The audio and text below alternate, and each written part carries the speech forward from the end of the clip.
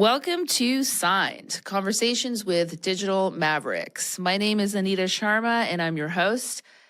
As always, we have an amazing guest with us today. His name is Drew Binsky, world traveler and incredibly successful entrepreneur. Drew has done something only a very small number of people in the world have ever done, and that is visited every single country in the world. So that's 197 at present count. We're recording this in December 2025. He's also tried just about every street food imaginable, the good, the bad, the ugly. We will definitely get into that.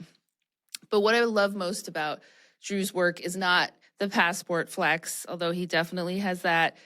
It's the stories and the unique talent for showing the world through a lens of curiosity and connection, the kindness, the surprises, the humanity that he finds everywhere. He's changed the way millions of people see the world, which is absolutely incredible. So today we're going to get into the wild stories, the misconceptions, the fear, the beauty, and what traveling to every country in the world actually teaches you about people. Welcome to the podcast, Drew Binsky. Signed, Conversations with Digital Mavericks. Anita, that was probably the best intro I've had in the dozens of interviews and podcasts I've done. Thank you. That's really Oh, wow. Well, I mean, I meant every word of it. And I'm very happy to hear that. And it's well-deserved. So you and I have been working together for a few years now, and I watch your content, and I'm incredibly amazed by the things that you do. But I want to start at the beginning. Before the cameras, before millions of followers, what was the moment that made you realize that I need to see the world? I grew up playing competitive hockey, so I would travel around the U.S., mostly North America. I went to Canada a little bit. Shout out Ontario, Shout out. It's called Mississauga. It's near Toronto. Yes, I know it well. Yeah. Awesome. Every guest I interview, there's always a Canadian connection, so I love that. Canadian connection. So, sorry, this is my little dog. He's like my manager. He's always on yeah. Hi, doggy. What's your dog's name? His name is Dudoy. It's like a Filipino. Your dog is welcome on the podcast. Thank you. Hi, Dudoy. It's nice to meet you. So I traveled a bit domestically, but then it really wasn't until my parents gifted me a globe when I was 12, and I would like spin the globe every night and memorize all the countries and capitals. Thanks, Mom, for buying me that globe for Hanukkah one year. And then, I still have that globe by my bed, like 10 feet away from me right now, and it's a light up globe. You like press it once and it lights up, and then you just can like learn the entire world. And that's when I looked at Maine, because I'm from Arizona, and I was like, what's the farthest place I can get in the continental US from home? And it was Maine. So I had this like obsession to go to Maine, and I went there in college and I loved it. And then I was like, why not study abroad? Like I have an opportunity I went to college in Wisconsin, which was great to get out of Arizona. But then I was like, why not go take a semester in a different country? So I went to Prague, and then Prague like completely changed everything for me. First time I was in different continent. First time I was trying new foods, going to a bar at 20 years old where I could legally drink, and in the U.S. I couldn't do that. And then just like having the best time ever. And then I graduated college, and then I wanted to keep going. And so I moved to Korea to teach English in 2013, and that lived there for 2 years. And then that kind of prompted me to get paid to travel. Essentially, I'm not a teacher by trade, even though my mom's a teacher. I just looked at teaching English as an opportunity to basically get paid to travel, and that's exactly what I did. And then, should I keep going, or do you? Yeah, I mean, I think it's incredible that this all started with one globe that you were given when you were 12 years old. So when you were young, as a family, you traveled, but mostly within the U.S. Mostly in the U.S. I probably went to like 15, 20 states by the time I was like 15. So I would like, that's obviously traveling, and that's like going to different, going to the East Coast, West Coast, going to like the Midwest. And so I've always liked to travel, and I've always been really curious. I think a lot of what I do now is still stemmed from curiosity. Yeah. Yeah, that's incredible. And so Prague was your first time overseas? Yeah. Aside from Mexico, Canada, and the Bahamas, Prague was the first time. So yes, overseas. And that was college, which is pretty incredible.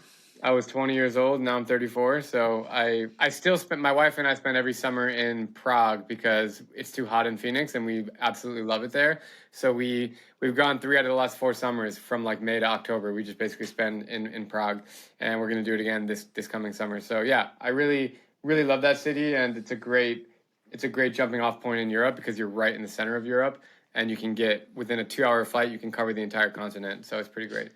Yeah, that's. I've actually never been to Prague. I've been to Europe, but I've never heard a bad thing about it. Like people just love Prague, so definitely have to check that out. So, what about the content creation part in the sense of when did you decide that you were going to become a travel content creator, and sort of as a side to that, what was your first piece of content that you created where you realized like this can be a job, this can be a career? So after study abroad, I loved it so much, and I backpacked for a month with my friends, and I was in Dubai. This is in 2012. This is way before like anybody knows what Dubai is now. But the Burj Khalifa was just built, which is still the tallest building in the Oh, world. wow. And I remember standing there. It was like mid-May in 2012. It was already really like 100 degrees outside, and I remember standing there looking at it. I just have a really vivid memory of saying like I want to make a career out of travel, like whatever it takes, because at this point, I had just finished my study abroad. I had just traveled to like 20 countries in Europe. And I was studying economics, which is like kind of boring. I mean, it teaches you a great way to think about the world, and I'm grateful for that. But like doing a job in economics, like 9 to 5, bored me, like sounded boring. So I was like, I just want to do whatever I can to make a career of travel. So when I moved to Korea, I moved to Korea like a year after this Dubai epiphany that I had, I started a travel blog called the hungrypartier.com. It's basically food and nightlife reviews all around. Oh, nice. I didn't even know that. Yeah, I know. This is like way OG. Every now and then when someone recognizes me, they're like, I've been here since Hungry Partier days. I'm like, whoa, that's crazy. Yeah, Hungry Partier. That is the best title ever. I love It's a good name, right? My blog was getting like 30,000 views a month, which for blogging standards was really good back in 2013. And that kind of led me to get some free hotel stays and a little bit of like brand deals, but like really small contracts. And yeah, this is 2013 to 15. So I was writing. And then I had a goal to go to every country in the world because I was at about 40 countries when I was 23. I was at 40 countries. And then I found out that the youngest American to visit every country was a guy named Lee Abbomonte, who's currently my best friend. We were really close, but he finished when he was 30. And so I was like, okay, I got 7 years to travel to like 130, 40 countries. So I was like, game on. So I did it. I know we're going to get to this later, but I was on pace to break his record, and I had 6 countries left, and then COVID hit. So I ended up not. Oh, no. Talk about that later. So yeah, I have a question for you about that though, Drew, for visiting every country, because I have another client who was the youngest female to do it, Lexi Limitless, who's amazing. She is actually one of the few people in the country to have 2 passports. Yeah. So were you, because she had to like get visas in advance and you have to like send your passport in, do you have 2 passports? Yeah. I have 2 U.S. passports. It's actually more common than you think among travelers. All you have to do is go to a passport service center. There's like 15 of them across the country, and just tell them that you have an upcoming trip. If you can prove that you're a frequent traveler and you can tell them you have an upcoming trip overseas, but you need to apply for a visa in the country, they basically just issue another passport. And it's definitely a good travel hack. It's a benefit of being American. And I am getting my Lithuanian passport in April. It took me 2 years to apply through my grandparents. So I have it by blood. And, cool. And they said it should be coming in April, which will unlock so much for me. Like 15 countries I can visit without a visa, like Iran, Russia, North Korea, and Venezuela. And those 4 countries are basically impossible to visit with a U.S. passport. So yeah, that'll change. That is, and you can visit those countries with a Lithuanian passport. And I never would have guessed that. It's an EU passport, so it's actually really, really strong. It's among the top 15 strongest passports in the world. Yeah. Oh, so nice. Yeah, it's going to be really great when I get that. But yeah, so just going back to the story. So yeah, I went to Korea, had travel blog, wanted to go to every country, started traveling. When I left Korea in 2015, I did about a year travel alone. So I did 3 months in India, which was wild. And then I just did a bunch of Eastern European travel and some Middle East. And then end of 2015, I met Deanna, who's now my wife. And she was basically like, you should start filming your travels and putting them on Facebook and YouTube, because that like I was doing Snapchat, which would like after 24 hours the story. This is before Instagram stories. I was doing Snapchat, which after 24 hours would delete. And then Deanna was like, "Why don't you just start making like better videos?" So I did. And to answer your earlier question, which video was the first viral one? It was pretty early on. It was about 3 months into my video making career. And this is in April 2017. I went to North Korea. And I'm actually one of the last Americans to step foot in the country because right after my group left, Americans became banned and we're still banned to this day, which I'm really lucky that I got to go when I did. But that video got like 10 million views overnight on Facebook. And that was like the exact moment. It was April 18th, 2017. That was the exact moment where I opened my computer and I was like, Facebook, 10 million views. And I was like, I'm done blogging. I'm done everything. I'm just going all into video. And then now we're here. Yeah, I mean, and you're only telling half the story, Drew. Like, didn't you run a marathon in North Korea? Like, yeah, that's crazy. Half marathon in North Korea. At that point, I'd been to like 60 countries, and I was just all in. I'm going to every country in the world, and the timing. There's a book by Malcolm Gladwell that talks about like the timing of how people like the greatest entrepreneurs, like how they're, I don't know, I'm saying that's what I am, but how they're able to do what they did because of when they were born. And I think there's a lot of truth to that. When I got into YouTube, like I'm not a first generation YouTube creator. I'm not like the Casey Neistat, but I think I'm like second generation where I started in like 2017. And I'm so grateful for that. Because if I was born 5 years later, it would have been much, much harder to break through. Still would have been possible and still is possible, but I didn't have much competition back then, like making videos. And so I was able to like get a competitive advantage quickly. Now there's like I actually had this conversation with another travel creator. We think there's about 5,000 to 8,000 travel creators that have a full-time living. So we're not talking about just like Instagram and TikTok people. I'm talking about like YouTube and people that have created like significant brands for themselves. There's about 5,000 to 8,000 of us now, which is pretty large. So I was like, yeah, but I mean, I agree. Like, I definitely think you were an early adopter and you got in there early and quickly, but let's also not sell your content short, right? Because you can get in early, but make crappy content and nobody watches, but your content has been so incredible. And so what surprises me is your lack of fear going to these countries. Like, you're just like, yeah, I'm going to go to North Korea. That's terrifying to me.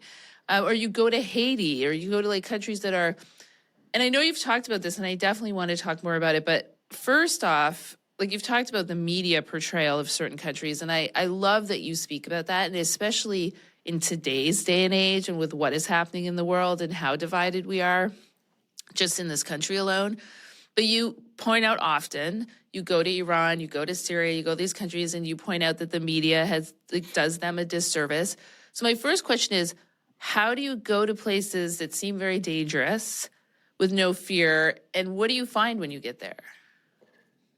Yeah, I don't really have the fear like gene that most people do. It's weird. My mom always says like, I don't know where you came from because it's not really that normal. But whether it's like Albania, which I don't consider a dangerous country, but I went there in my early days of travel. Like I had a local friend and then I trusted them. They kept me safe.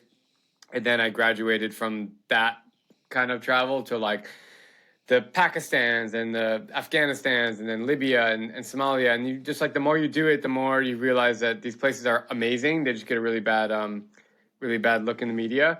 And I've never seen a single positive article about like Somalia in the news, because the news makes money with negativity and virality. And so that's why they talk about these things. And so I like to go there and just kind of share the other side of the story of like these, North Korea has like 30 million people living there. And that's crazy. And like, you can't really choose where you're born. I mean, they're born into that system and they don't know any different, but they're still like, when you go to North Korea, there's people playing badminton in the streets. They're going to restaurants. I rode the metro. The metro is super busy. Yeah, there's a lot of mystery and there's a lot of okay, like what is the government like controlling and what's not, but who cares? Like the people, there's 30 million of them and they grew up there. So they're nice people. Like when you talk to them and they smile and they laugh, and that's always fun. But yeah, I've been in many life or death situations, but I just trust local people, and then I trust my gut. And then, yeah, it's definitely not like for everyone. Like a lot of people write me, they're like, I want to travel and do this and I want to go to Afghanistan. And the first thing I tell them is like, one, are you willing to be on camera 24/7? Because that's hard for many people if they want to make this a career, what I do. And two, like, you are going to be in situations that are not comfortable, and you're not going to have phone signal to call your friends, and you're going to have to like figure out how to navigate these things, and you're gonna have to be extremely street smart. I think that's another thing. Is like I am like I like to stay humble in many regards, but I think I would proudly say that my street smarts are like really, really high, because you have to know like how to avoid sketchy situations, and that could include getting in a taxi in a foreign country and like understanding how to read the person in like a split second, which areas of cities to avoid, what times of the day to avoid, or how to make sure you find the right local guide that you trust. I've mentioned a lot of things here, and I'm sure you have a lot of follow-up questions. So yeah, I mean, look, you've proven you have street smarts. I mean, I don't think anyone can argue with that, because you've accomplished so many things in all of these countries. You know, you're Jewish and you're open about it, you talk about it, and you go to these countries that could be potentially very dangerous to you just based on your religion, which sucks and is terrible and is sad, you know, but again, like, you don't have that fear, and I think you're really breaking down barriers, and you're really showing people a different side of these countries, which is so fantastic. Like, it doesn't all have to be terrible. I think what you have this amazing ability to do is just, like you said, it seems so obvious, but you make such a good point. Like, you connect with locals. Yeah. Like, you're with people that know the country. You're open and you're trusting, and I think they're feeling that from you. And that's one thing that's striking about your content, is you're always putting yourself in the middle of the locals and the communities. Like, you're not just going there and taking, incredible video and snapshots of like the pyramids or whatever it may happen to be. You're really putting yourself in those communities. So I think that probably helps as well. But you have been in dangerous situations. What would you consider the most dangerous situation that you've been in? Oh, Anita, you did a lot of good prep for this one. I like that. I watch your videos, Drew, so I know. Right before I answer that, I want to talk about the Jewish thing, because everybody asked me the Jewish thing, and I think it's important. Please do. That is like the least of my concern. Like, being Jewish is great, and I'm open about it. And if you Google my name, everything's Jewish. But like, that's something you hide. Like, I don't wear like an Israeli flag on my chest. And people in countries that would typically hate Jews, like all the countries around Israel, basically, in the Middle East, like, they actually don't hate Jews because Judaism is a part of their religion. And I've had this conversation eye to eye with people in every single country in the Middle East. They don't like Israel.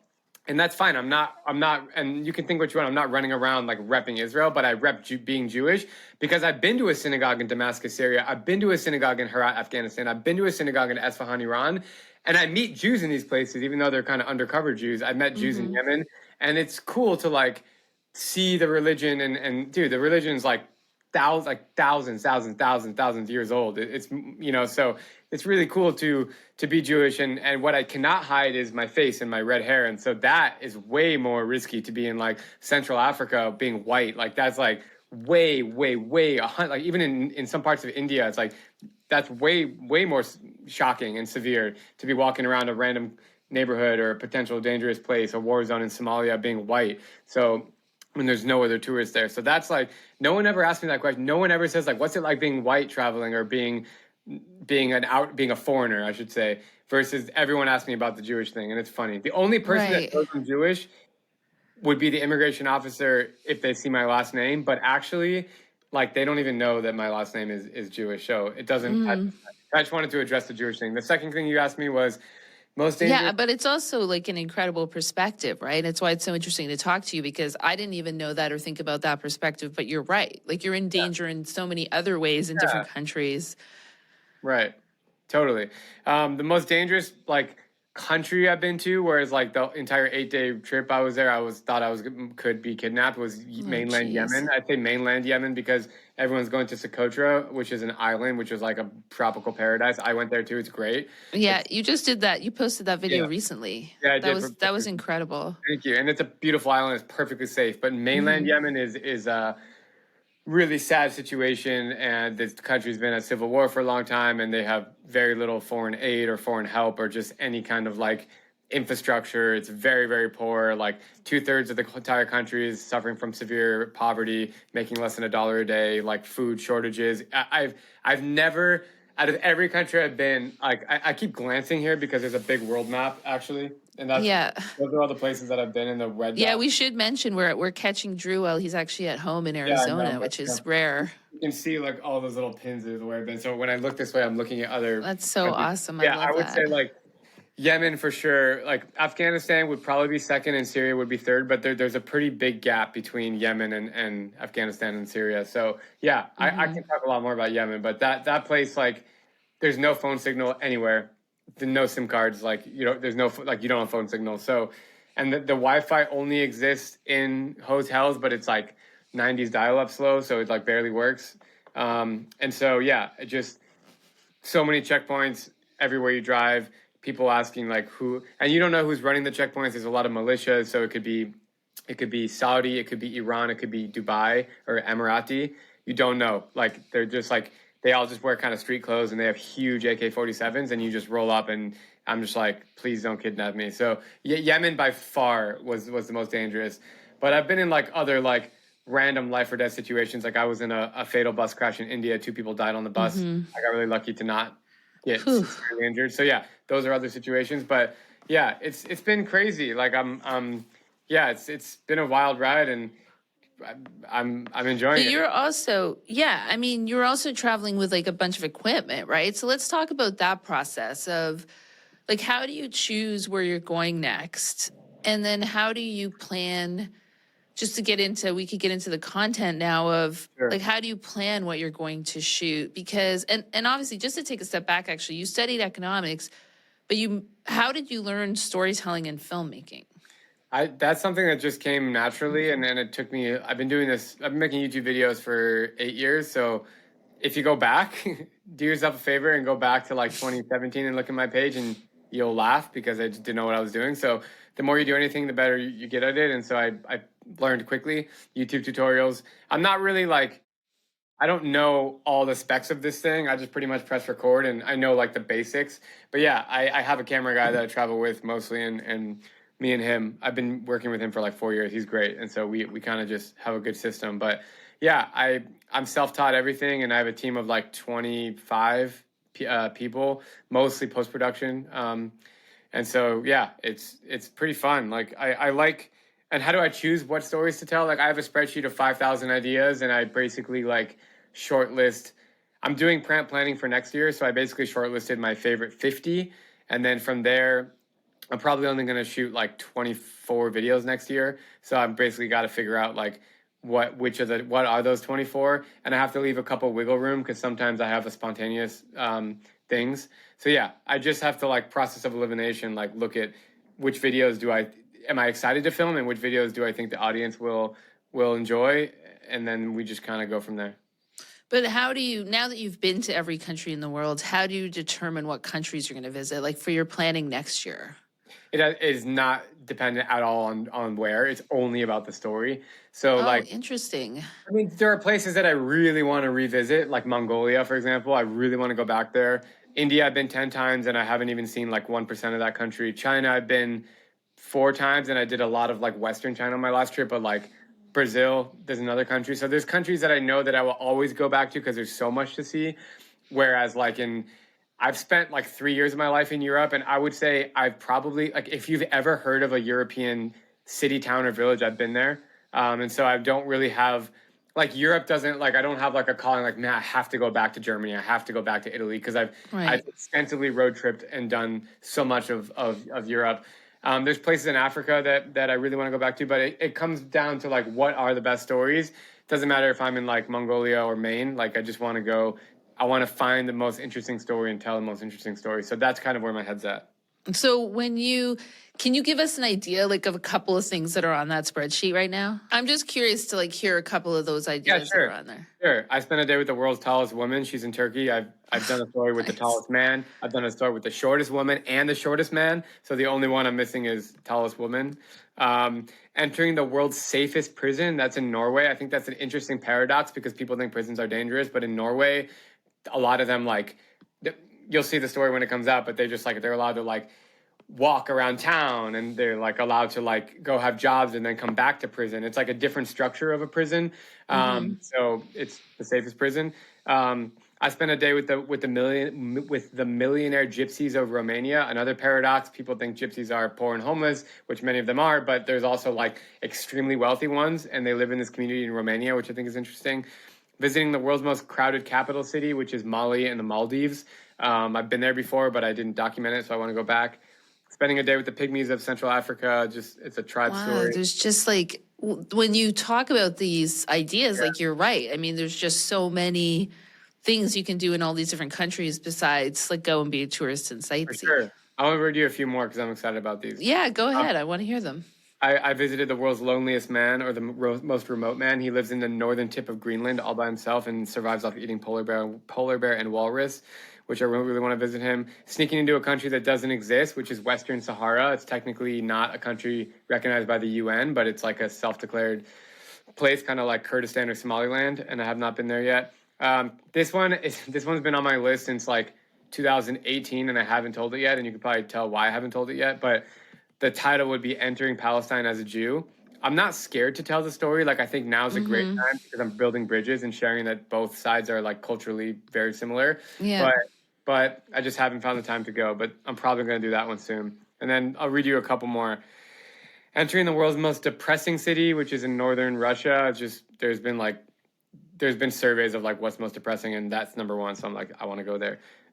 Investigating the suicide homes of Bolivia. There's a bunch of homes on a cliff where like the wall of the home is the wall of the cliff, where if you go out your window and drop something, it'll go down 2,000 feet, which is crazy. Oh my goodness. That is crazy. You'll like this, entering America's worst city to see what it's like, which is Flint, Michigan, which I know is right across the border from where you grew up. Yeah.